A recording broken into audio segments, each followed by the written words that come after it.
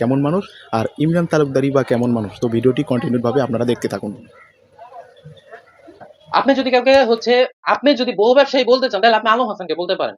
হ্যাঁ, আমার সাথে তো আমার ওয়াইফ বসে আছে, আমি এই কথাটা আমি এখানে বলে দিলাম। অনেকে বলবে যে তুইও তো বউ নিয়ে ভিডিও বানাস। আরে ভাই, বউ নিয়ে ভিডিও তো শাকিব খানও বানায়, হ্যাঁ, ও তো সিনেমা বানায়।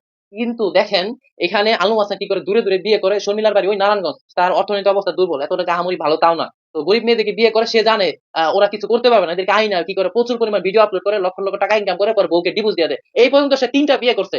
এই 3টা বিয়ে প্রকাশ্যে আছে, গোপনে কয়টা আছে সে নিজেও জানে না।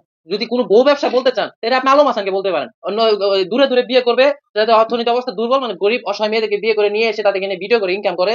ভাই, আমাদের এই ধরনের চিন্তা ভাবনা নাই। আর আমি শুরু 2013 সাল থেকে ভিডিও বানাই ইউটিউবে, আপনারা অনেকে জানেন। আমি ইউটিউবে কাজ করে আসছি, এখন ফেসবুকে আমি বিয়ে করার পর ওরে নিয়ে ভিডিও বানাই। কিন্তু আমি এটা বলতে পারি, আমি এই পর্যন্ত কোনো অশ্লীল কোনো কন্টেন্ট তৈরি করি নাই। আলম হাসান ওই কারণে সংসার ভাঙি, যে কারণে সংসার ভাঙবো, ওর ভাই এটা একটা ব্যবসা হয়ে গেছে, মানে ওর এক ধরনের বউ ব্যবসা হয়ে গেছে। এগুলা করতেছে, এগুলার কেউ তো কোনো অভিযোগ করতেছে না, কেউ কোনো মানে আইনের আশ্রয় নিচ্ছে না।